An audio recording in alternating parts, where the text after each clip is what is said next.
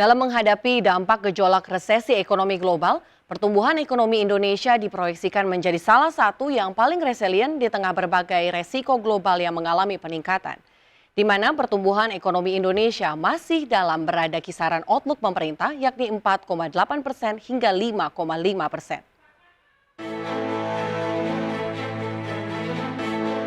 Dalam laporan Global Economic Prospect atau GEP periode Juni 2022, Bank Dunia memprediksi pertumbuhan ekonomi Indonesia akan berada di tingkat 5,1% untuk tahun 2022, atau hanya turun 0,1 poin persentase dari proyeksi sebelumnya.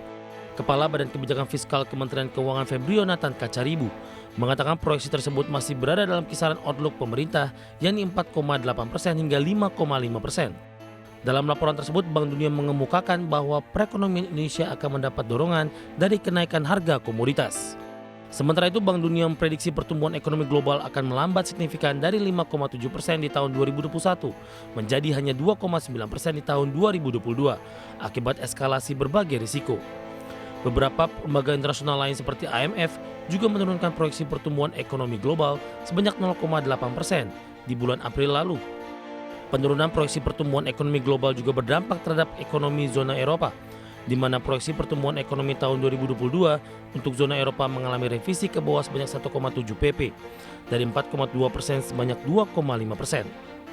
Hal ini terjadi karena saat ini Eropa menjadi epicentrum konflik geopolitik. Pertumbuhan ekonomi negara-negara maju pun juga mengalami penurunan.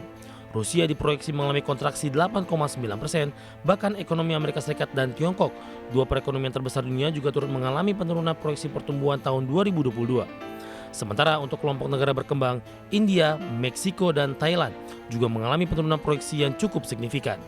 Kepala BKF Febrio Nathan Kacaribu menjelaskan pemerintah terus berupaya menjaga pertumbuhan ekonomi dengan membuat situasi pandemi menjadi kondusif, sehingga memberi kenyamanan masyarakat dalam melakukan aktivitas perekonomiannya. Selain itu, BKF mengungkapkan APBN tetap diarahkan untuk menjadi instrumen penting merespon dinamika ekonomi yang terjadi, termasuk menjadi shock absorber. APBN juga akan terus diarahkan untuk memastikan terlindunginya daya beli masyarakat, khususnya kelompok yang rentan serta terjaganya pemulihan ekonomi. Dari Jakarta, IDX Channel.